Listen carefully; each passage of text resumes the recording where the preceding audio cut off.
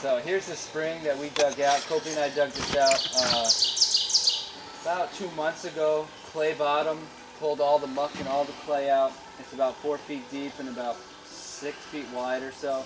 And you can't even see the pipes. We camouflage the pipes because it's kind of an eyesore in the landscape. We want to make things look as natural as possible, but there's 2 pipes running through there. It's probably like 1.25 inch Driscoll black pipe. And we've got the head here. You want me to show you where the water goes in? It's kind of neat how Kobe did it.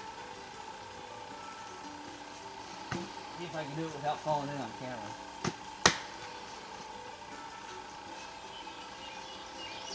So, this is just a plastic water jug here. Some holes cut into it and the pipes go in. And that kind of helps filter out any leaves or debris. And if it does get mucked up, we just kind of agitate it a bit, stick it back down in there. And I haven't had any problems drinking this. I drink it all winter. I drink it every single day. My flow, you'll see the flow is really good. It's all gravity fed. And the water is bubbling up out of the ground right over there, which is on the neighbor's property, or else we would have dug it up there.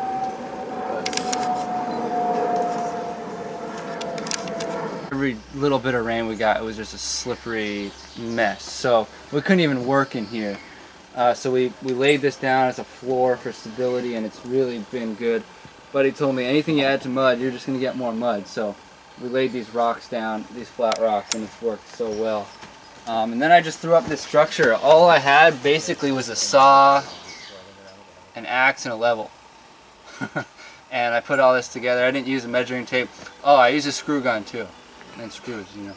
But these benches I just threw in notches. I mean, I'm not very experienced, but I just did what I knew how to do, really, taking primitive building designs and kind of making it modern.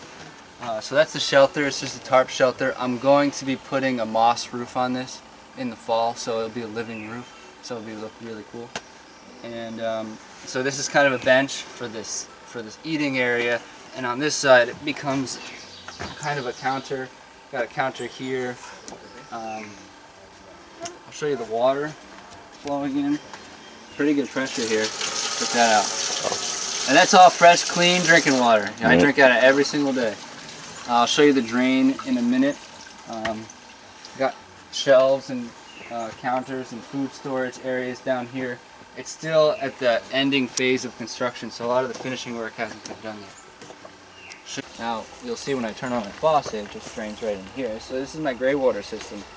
I had a lot of concern about building a kitchen so close to the clean stream. So I'm being really cautious about not allowing any of this to get into there.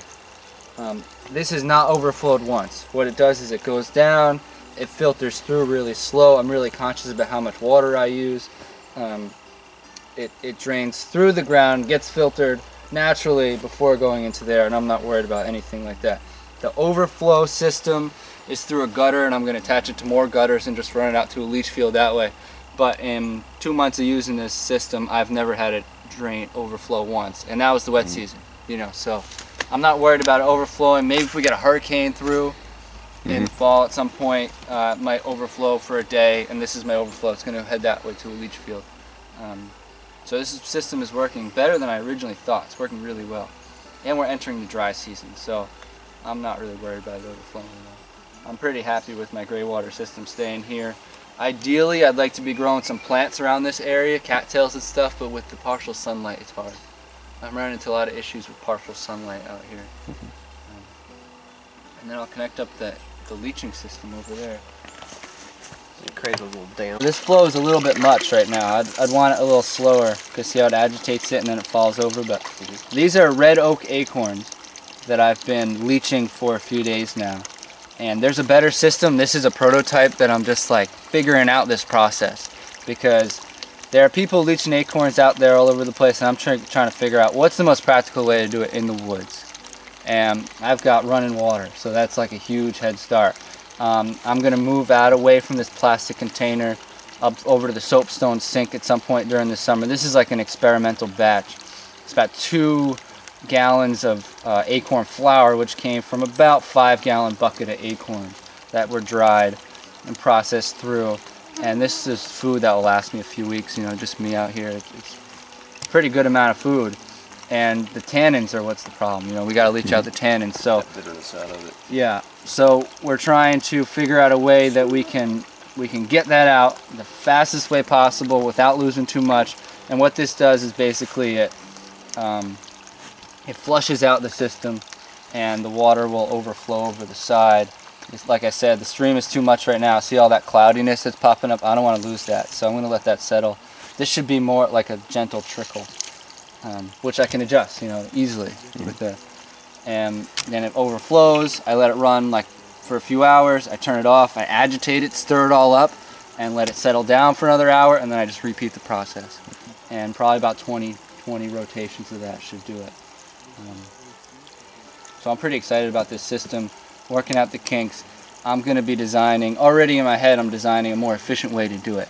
So if the water comes in evenly, maybe with a slate waterfall coming in, and so it's not agitating the acorns so much, some type of overflow bin. You guys come back in a few months, and you know, or next year or something, you'll see that I'll have something that really works.